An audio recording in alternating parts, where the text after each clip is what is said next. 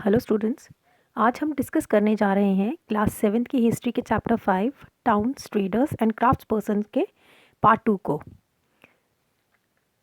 तो आज हम डिस्कस करने जा रहे हैं the changing fortunes of towns, यानी शहरों के बदलते हुए भाग्य। इसमें बताया गया है कि कई सेंचुरीज़ के लंबे समय में अहमदाबाद, जो कि गुजरात में है, उस जैसे नगर, कुछ नगर जो थे वो बड़ी कमर्शियल सिटीज़ के रूप में डेवलप हो गए। यानी जो अहमदाबाद था वो काफ़ी डेवलप हो चुका था, लेकिन तंजौर जो था, तंजौर जैसे कुछ दूसरे नगर जो थे वो पहले के कंपैरिजन में साइज़ और इम्पोर्टेंस की नज़र से श्रिंक यानी कि कम हो गए। इसी टाइम में वेस्ट बंगाल में भागीरथी रिवर के किनारे पर स्थित मुर्शिदाबाद वहाँ का एक बहुत फेमस टाउन हुआ करता था। यहाँ पे आप देख सकते हैं, यहाँ लिखा है मुर्शिदाबाद, जो कि वेस्ट बंगाल में बहुत इंपॉर्टेंट टाउन हुआ करता, जो कि भागीरथी रिवर के किनारे था। तो यहाँ पे सिल्क यानी कि जो रेशमी कपड़े थे उनके प्रमुख सेंटर होते थे। पहले ये एक इम्पॉर्टेंट सेंटर के रूप में, कमर्शियल सेंटर के रूप में उभरा था। मुर्शिदाबाद जो था वो 1704, यहाँ देखिएगा टाइम पीरियड 1704।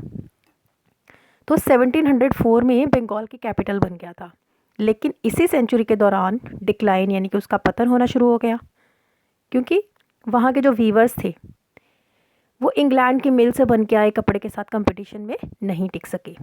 यानी वहाँ का कपड़ा जो था वो बहुत अच्छी क्वालिटी का होता था, तो इंडिया का कपड़ा जो था वो उसके सामने नहीं टिक सका। अब नेक्स्ट टॉपिक है हमारा closer look Hampi, Masulipatnam and Surat. यानी हम्पी की वास्तुकला का सौंदर्य अब हम ये पढ़ने वाले हैं।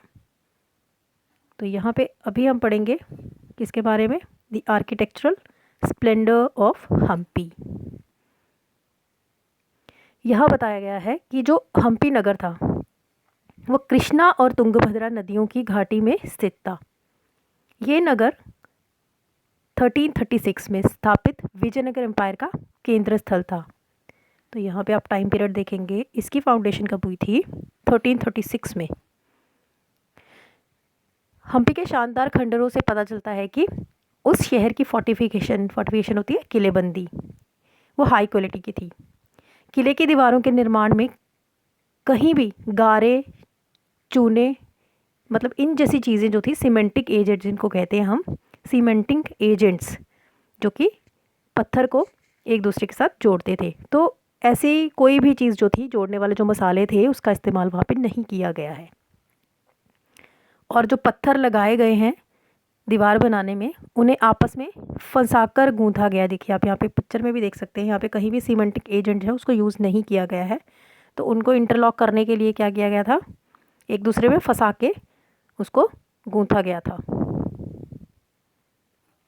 उसके बाद अब हम पढ़ने जा रहे हैं अ फोर्टिफाइड सिटी, यानी एक किलाबंद नगर। इसमें बताया गया है कि एक पोर्चुगीज़ ट्रेवलर जिसका नाम था डोमिंगो पीज़ ने 16वीं सेंचुरी में हम्पी नगर का वर्णन इस प्रकार किया था। हम्पी नगर उसने देखा था और उसके बारे में उसने कुछ लिखा भी था। तो यहाँ उसने कहा है कि गोवा से आने वाले लोग जिस द्वार से गुज़रते हैं और उस द्वार के अंदर राजा ने एक बहुत स्ट्रॉन्ग फोर्टिफाइड नगर बसा रखा है, जो वॉल्स यानी दीवारों और टॉवर्स यानी बुर्ज जिसको कहते हैं उनसे सुरक्षित है। ये दीवारें दूसरे नगरों की दीवारों जैसी नहीं हैं, बल्कि बहुत मजबूत राजगिरी की का एक ऐसा नमूना है जो दूसरे भागों में बहुत कम देखने को मिलेगा। उसके अंदर उसी टेक्निक से बनाई गई बिल्डिंग्स की बहुत सुंदर रोज़ भी हैं, जिनकी छतें जो हैं वो क्या हैं, फ्लैट हैं। तो ये उसने कुछ डिस्क्रिप्शन इसके बारे में बताया है। आगे नेक्स्ट पैराग्राफ में बताया गया है कि हम्पी का जो आर्किटेक्चर है वो बहुत ही एक्स्ट्रॉर्डनरी था। वहाँ के रॉयल कॉम्प्लेक्स की बिल्डिंग्स में आर्क्स, डोम्स यानी कि जो मेहराब और गुंबद थे, इस तरीके के स्ट्रक्चर जो थे वहाँ पे बनाए गए थे। वहाँ पिलर्स वाले कई बड़े हॉल्स थे जिनमें मूर्तियों को रखने के लिए आले यानी कि स्टैंड बनाए गए थे। वहाँ वेल प्लान्ड बाग बगीचे भी थे जिनमें लोटस और कॉर्बेल यानी कमल और टोडो की आकृति वाले मूर्ति कला के नमूने थे। उसके बाद बताया गया है कि 15th और 16th सेंचुरी में 15th और 16th सेंचुरी के स्मृति काल में हम्पी में कई कमर्शियल और कल्चरल एक्टिविटीज़ की हलचल रहती थी। उन दिनों हम्पी के मार्केट्स में मुस्लिम मर्चेंट्स जो थे, चेट्टीज़ और जो पोर्चुगीज़ थे, इन जैसे यूरोपियन ट्रेडर्स के एजेंट्स का जमघट लगा रहता था, यानी वो आते जाते रहते थे वहाँ पे। उसके बाद यहाँ देखेंगे आप, इस पैराग्राफ में बताया गया है, आप यहाँ पे देखेंगे एक पिक्चर दी गई है, ये एक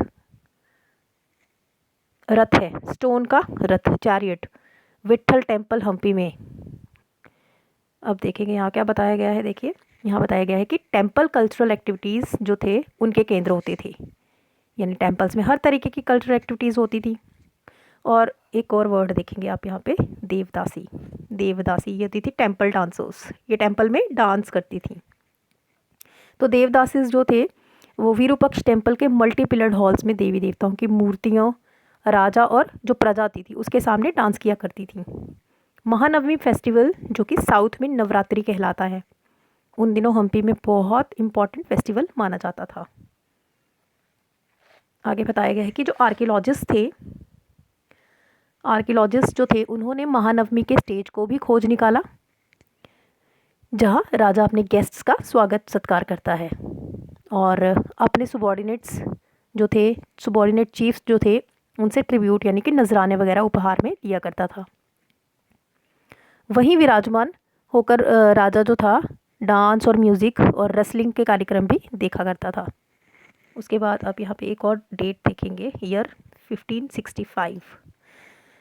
तो 1565 में डेक्कानी सुल्तान्स गोलकुंडा, बीजापुर, अहमदनगर, बरार और बीदर के रूलर्स के हाथों विजयनगर की डिफीट के बाद हम्पी का विनाश हो गया, यानी हम्पी जो था वो ख़त्म हो गया। उसके बाद आप यहाँ पे एक वर्ड देखेंगे, एम्पोरियम। एम्पोरियम का मतलब होता है एक ऐसा प्लेस जहाँ अलग अलग प्रोडक्शन सेंटर्स से आने वाले जो होते हैं, जो आने वाला माल होता है उसको ख़रीदा और बेचा जाता है, यानी जो भी माल वहाँ पे आता है उसको बेचा और ख़रीदा जाता है। उसके बाद आप एक और वर्ड देखेंगे यहाँ पे, हुंडी। हुंडी का मीनिंग है एक ऐसा दस्तावेज़ जिसमें एक व्यक्ति द्वारा जमा कराई गई रकम दर्ज रहती है। हुंडी को कहीं और भी प्रेजेंट या शो करके जमा की गई जो मनी है, रकम है, वो पाई जा सकती है। उसके बाद अब हम पढ़ेंगे गेटवे टू द वेस्ट, सूरत, यानी सूरत पश्चिम का प्रवेश द्वार। इसमें बताया गया है कि सूरत जो था मुग़ल पीरियड में कैम्बे यानी जो प्रेजेंट डे खंबात है, और कुछ समय के बाद अहमदाबाद के साथ गुजरात में वेस्टर्न ट्रेड का कमर्शियल सेंटर बन गया। सूरत औरवस की खाड़ी से होकर वेस्ट एशिया के साथ ट्रेड करने का मुख्य द्वार था। सूरत को मक्का का गेटवे यानी कि प्रस्थान द्वार भी कहा जाता था, क्योंकि बहुत से जो हज यात्री होते थे, हज के लिए जाते थे ना मुस्लिम्स, जहाज़ से यहीं से रवाना होते थे, सूरत से ही, इसलिए इसको गेटवे कहा जाता है, किसका, मक्का का। उसके बाद नेक्स्ट पैराग्राफ में बताया गया है कि सूरत एक कॉस्मोपॉलिटन यानी कि बहुसांस्कृतिक या सर्वदेशीय नगर था, जहां सभी जातियों और धर्मों के लोग रहते थे। 17th सेंचुरी में वहां पोर्चुगीज़, डच और ब्रिटिश के कारखाने और माल गोदाम थे। इंग्लिश हिस्टोरियन ओविंगटन, यहाँ पे इंग्लिश हिस्टोरियन का नाम दिया गया है ओविंगटन। ओविंगटन जो है उन्होंने 1689 में सूरत के पोर्ट्स का वर्णन करते हुए लिखा है कि किसी भी एक वक्त पर अलग अलग देशों के करीबन 100 जहाज़ जो थे वो इस पोर्ट पे खड़े देखे जा सकते थे, यानी यहाँ पे बहुत ज़्यादा जगह थी जहाज़ों के खड़े होने के लिए।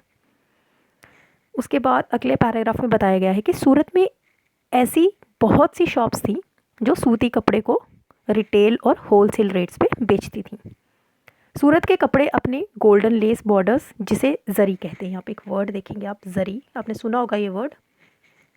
तो गोल्डन लेस होती है, उसके बॉर्डर्स बनाए जाते हैं, उसको जरी कहा जाता है। पहले इसमें गोल्ड यूज़ किया जाता था। तो सूरत के जो कपड़े थे वो गोल्डन लेस बॉर्डर्स जिसे जरी कहते हैं उसके लिए बहुत ज़्यादा फेमस हुआ करता था।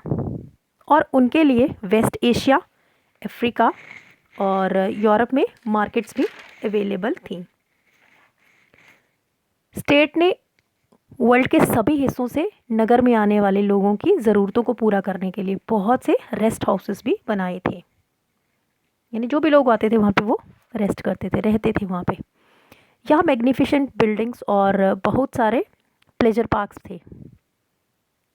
सूरत में काठियावाड़ सेठ्स और महाजन्स के बड़े बड़े बैंकिंग हाउसेस भी थे। और गौरतलब है कि सूरत से जारी की गई हुंडीज़ अभी आपने वर्ड पढ़ा, तो सूरत से हुंडीज़ जारी की जाती थी, उनको दूर दूर तक इजिप्ट में कायरो, इराक में बसरा और बेल्जियम में एंटवर्प के बाज़ारों में मान्यता प्राप्त थी। उसके बाद आगे बताया गया है कि लेकिन 17वीं सेंचुरी के लास्ट ईयर्स में सूरत का भी डिक्लाइन यानी कि पतन होना शुरू हो गया। अब धीरे धीरे ये भी ख़त्म होने लग गया। इसके कई रीजंस थे। मुग़ल एम्पायर के डिक्लाइन के कारण मार्केट्स और प्रोडक्टिविटी के नुकसान होने लगे। पोर्चुगीज़ द्वारा सी रूट्स पे कंट्रोल हो गया। उसके बाद बॉम्बे से कंपटीशन, जहाँ 1668 में, यहाँ डेट देखेंगे आप 1668, तो 1668 में इंग्लिश ईस्ट इंडिया कंपनी जो थी उसने अपना हेडक्वार्टर शिफ्ट कर लिया था। आज सूरत एक इम्पॉर्टेंट कमर्शियल सेंटर है। उसके बाद नेक्स्ट टॉपिक है हमारा fishing in troubled waters, Masulipatnam. इसका मतलब है जोखिम भरा दौर, मसूलीपट्टनम के लिए एक चुनौती। तो यहाँ बताया गया है कि मसूलीपट्टनम, जिसको मछलीपट्टनम भी कहा जाता है, इसको लिटरली इसको फ़िश पोर्ट टाउन कहा जाता है। यहाँ पे बहुत सारी मछलियाँ पकड़ी जाती थी, इसलिए इसको मछलीपट्टनम भी कहा जाता है। तो कृष्णा नदी के डेल्टा पर ये स्थित है। 17वीं सेंचुरी में ये अलग अलग तरह की एक्टिविटीज़ का नगर था। डच और इंग्लैंड दोनों देशों के ईस्ट इंडिया कंपनीज जो थी उन्होंने मसूलीपट्टनम पे कंट्रोल करने की बहुत कोशिश की, क्योंकि तब तक वो आंध्रा कोस्ट का सबसे इम्पॉर्टेंट पोर्ट बन गया था। मसूलीपट्टनम का किला जो था वो डच लोगों ने बनवाया था। अब यहाँ पे एक और टॉपिक है, अ पुअर फिशर टाउन, मछुआरों का एक गरीब नगर। ईस्ट इंडिया कंपनी जो थी, इंग्लिश ईस्ट इंडिया कंपनी जो थी, उसके एक ट्रेडर जिसका नाम था, यहाँ पे एक और नाम देखेंगे आप, विलियम मेथवर्ल्ड। तो विलियम मेथवर्ल्ड जो थे वो एक क्या थे, फैक्टर थे। फैक्टर यानी कि एक यूरोपियन ट्रेडिंग कंपनी की ट्रेडिंग एक्टिविटीज़ का ऑफिशियल इंचार्ज। यहाँ पे वर्ड भी देखेंगे आप आगे। तो जो वो था विलियम मेथवर्ल्ड था, उसने 1620 में कुछ इन शब्दों में मसूलीपट्टनम की डिस्क्रिप्शन जो है वो दी है। चलिए इसके बारे में हम पढ़ते हैं। यहाँ उसने क्या बताया है, यहाँ बताया है कि ये गोलकुंडा का चीफ पोर्ट था, जहाँ परम पूज्य, मतलब उन्होंने अपनी ईस्ट इंडिया कंपनी जो थी उसको रिस्पेक्ट दी थी, इसलिए उसको परम पूज्य कहा गया है। तो परम पूज्य ईस्ट इंडिया कंपनी जो थी उसका अपना एजेंट रखती थी। ये एक छोटा नगर है पर घना बसा हुआ है, बिना किसी चार दीवारी के और ख़राब तरीके से बना हुआ है। ना ही ये अच्छी जगह स्थित है। इसके जितने भी स्प्रिंग्स थे ना, मतलब जितने भी वाटर सोर्सेज थे, उनका जो पानी था वो खारा था। पहले ये एक गरीब मछुआरा नगर था। आगे चलकर यहाँ शिप्स के लिए एंकर डालने में आसानी हो गई, जिससे व्यापारी लोग यहाँ रहने लगे। और क्योंकि हमारे तथा डच के नेटिव्स यहाँ इस कोस्ट पे आते जाते रहते हैं, ये उनके लिए रहने की व्यवस्था करता है। तो ये कुछ उसने बताया है किसके बारे में, मसूलीपट्टनम के बारे में, जो कि गोलकुंडा में था। अच्छा, अब आगे यहाँ बताया गया है कि गोलकुंडा के कुतुबशाही रूलर्स ने कपड़ों, मसालों और अन्य चीज़ों की बिक्री पर शाही एकाधिकार, यानी कि उनका अपना राइट होता था। यहाँ पे एक वर्ड देखेंगे आप, मोनोपली। मोनोपली का मतलब होता है एकाधिकार, सिर्फ अपना अधिकार जमाना। तो एकाधिकार जो था उन्होंने लागू कर दिया, यानी वही वो जो थे वो उस चीज़ को बेच सकते थे। तो कुछ चीज़ों की बिक्री पे उन्होंने शाही एकाधिकार जो था वो लागू किया, जिससे कि वहाँ के का व्यापारी जो था वो पूरी तरह ईस्ट इंडिया कंपनी के हाथों में ना चला जाए। उसके बाद आगे बताया गया है, विभिन्न व्यापारी समूहों, गोलकुंडा के नोबल्स, पर्शियन मर्चेंट्स, तेलुगु कुमाती चेट्टीज और यूरोपियन ट्रेडर्स, उन्होंने नगर को घनी आबादी वाला और समृद्धिशाली बना दिया। यानी वो सब वहाँ पे रहने लग गए, तो वहाँ पे आबादी जो थी वो ज़्यादा बढ़ गई। उसके बाद बताया गया है कि जब मुगल्स ने गोलकुंडा तक अपनी पावर बढ़ा ली, तो उनके रिप्रेजेंटेटिव सूबेदार मीर जुमला, यहाँ पे एक नाम देखेंगे आप, मीर जुमला गवर्नर थे वो मुगल्स के। तो जो मीर जुमला था उसने, जो कि खुद एक सौदागर था, वो भी मर्चेंट था, डच और इंग्लिश को आपस में भिड़ाया उसने, उनकी लड़ाई कराना शुरू कर दी। 1686 और 87 में मुग़ल बादशाह जो था औरंगज़ेब, उसने गोलकुंडा को मुग़ल एम्पायर में मिला लिया। यहाँ पे आप एक और डेट देखेंगे, 1686 और 87 में उसने क्या किया था, गोलकुंडा को अनेक्स कर लिया था। अनेक्स होता है अपने कब्ज़े में मिलाना। आगे बताया गया है कि अब यूरोपियन कंपनीज़ के सामने दूसरे अल्टरनेटिव्स जो थे वो ढूंढने की प्रॉब्लम्स खड़ी हो गई। कंपनी की न्यू पॉलिसीज़ के अकॉर्डिंग सिर्फ इतना ही काफ़ी नहीं था कि पोर्ट हिंटरलैंड के प्रोडक्शन सेंटर्स के साथ संबंध बनाए रखे, बल्कि इस बात की भी ज़रूरत महसूस की गई कि कंपनी के न्यू ट्रेड सेंटर्स एक साथ पॉलिटिकल, एडमिनिस्ट्रेटिव और कमर्शियल रोल्स भी प्ले करें। जब तक कंपनी के व्यापारी बॉम्बे, कलकत्ता, मेड्रास चले गए, तब तक मसूलीपट्टनम अपने व्यापार और समृद्धि दोनों ही खो बैठा और 18th सेंचुरी के दौरान उसका डिक्लाइन हो गया और आज वो एक छोटे से जीर्ण शीर्ण नगर के रूप में माना जाता है। मतलब उससे ज़्यादा कुछ नहीं है वहाँ पे रहा। नेक्स्ट टॉपिक है न्यू टाउन्स एंड ट्रेडर्स, यानी नए नगर और व्यापारी। इस पैराग्राफ में बताया गया है कि 16th और 17th सेंचुरीज़ में यूरोप के देश कमर्शियल पर्पसेस से मसालों और कपड़ों की तलाश में लगे हुए थे, जो यूरोप और वेस्ट एशिया दोनों जगह फेमस हो गए। डच, इंग्लिश और फ्रेंच ने ईस्ट में अपनी कमर्शियल एक्टिविटीज़ को फैलाने के लिए अपनी अपनी ईस्ट इंडिया कंपनीज़ बनाई। शुरुआत में तो मुल्ला अब्दुल गफ़ार और विरजी बोहरा, ये दो नाम आप देखेंगे यहाँ पे, मुल्ला अब्दुल गफूर और विरजी बोहरा, ये दो नाम हैं। तो ये व्यापारी थे, इंडियन व्यापारी थे। तो उन्होंने बड़े भारतीय व्यापारियों ने, जिनके पास बड़ी संख्या में जहाज़ थे, उनका मुकाबला किया। लेकिन यूरोपियन कंपनीज़ ने सी ट्रेड पर अपना कंट्रोल करने के लिए अपनी जो नेवल पावर थी उसका इस्तेमाल किया, नेवी जो थी, और इंडियन ट्रेडर्स को अपने एजेंट्स के रूप में काम करने के लिए मजबूर कर दिया। अल्टीमेटली क्या हुआ कि इंग्लिश सब कॉन्टिनेंट जो था उसमें सबसे ज़्यादा सक्सेसफुल कमर्शियल और पॉलिटिकल पावर के रूप में उभर कर स्थापित हो गया। उसके बाद नेक्स्ट पैराग्राफ में बताया गया है कि कपड़ों जैसी चीज़ों की मांग में तेज़ी आ जाने से ज़्यादा लोगों ने कताई, बुनाई, धुलाई, रंगाई वगैरह का धंधा जो था वो अपना लिया। इंडियन टेक्सटाइल डिज़ाइंस का बहुत एक्सपेंशन हुआ। इसके बाद यहाँ देखिए, यहाँ बताया गया है कि इंडियन टेक्सटाइल्स के रंग और रूप जो थे और डिज़ाइन जो थे वो ज़्यादा से ज़्यादा इम्प्रूव होते गए। लेकिन इस काल में क्राफ्ट पर्सनस की इंडिपेंडेंस जो थी वो कम होने लगी, घटने लगी। अब वो इतने स्वतंत्र नहीं थे। अब क्राफ्ट पर्सनस जो थे वो एडवांसेस के सिस्टम पे काम करने लगे, जिसका मतलब ये था कि उन्होंने जिन यूरोपियन एजेंट्स से पहले ही एडवांस में पैसे ले रखे थे ना, उन्हीं के लिए वो कपड़ा बुनना करते थे। अब वीवर्स को अपने कपड़े और वीविंग पैटर्न को बेचने की स्वतंत्रता जो थी वो नहीं थी। उन्हें तो कंपनी के एजेंट्स द्वारा निर्धारित डिज़ाइंस के कपड़े उन्हीं की मांग के अकॉर्डिंग बनाने पड़ते थे।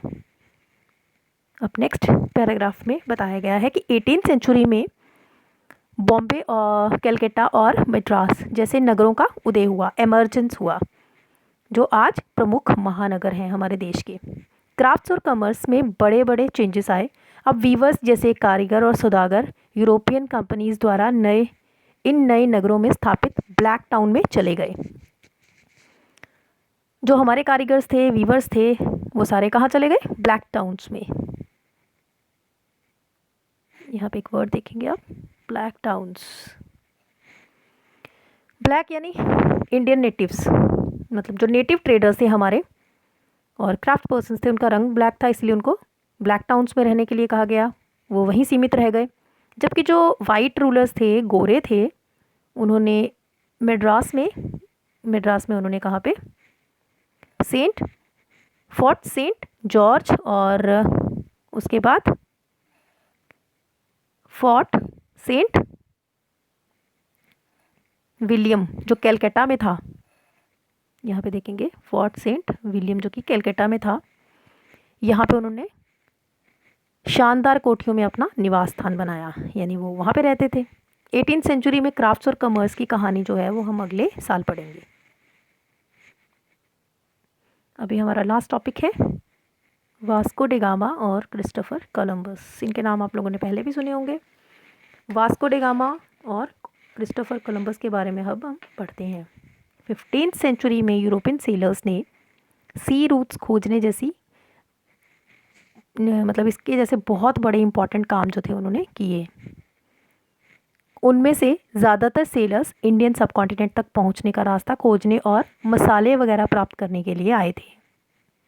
पोर्चुगीज़ सेलर्स, मतलब एक पोर्चुगीज़ था, पुर्तगाल का रहने वाला था, उसका नाम था वास्को दे गामा। ये एक समुद्री यात्री था, सेलर था।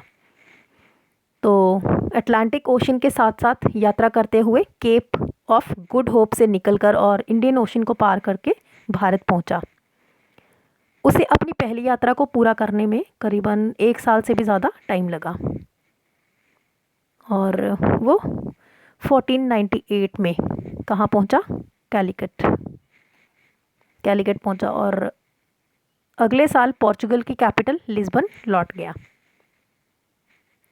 इस समुद्री यात्रा के दौरान उसके 4 में से 2 जो जहाज़ थे वो नष्ट हो गए और यहाँ पे कुछ नंबर्स दिए गए हैं। 170 मेन, यानी कि उसके जो 170 यात्री जो थे उसमें से कितने बचे? 54, सिर्फ 54 बचे, यानी बाकी सारे जो थे वो मर गए। इस सभी खतरों के बावजूद, यानी जो इतने खतरे थे उनके बावजूद भी रूट्स उसने खोजे, वो काफ़ी फ़ायदेमंद भी रहे।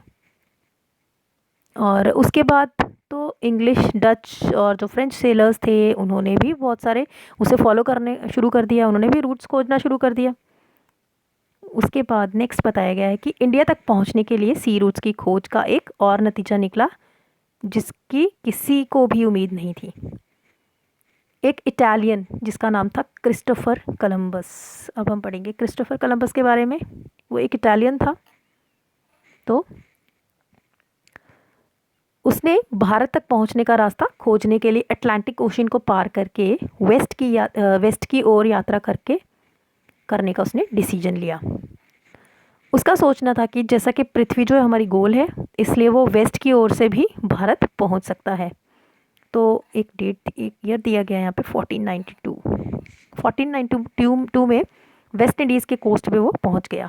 वेस्ट इंडीज़ का नाम जो है वो इसी कन्फ्यूजन के कारण पड़ा। उसे लगा यह इंडिया है, इंडिया और वेस्ट इंडीज़ का नाम जो था उसको उसमें कन्फ्यूज़न हो गई, तो वो वहाँ पे 1492 में पहुँचा।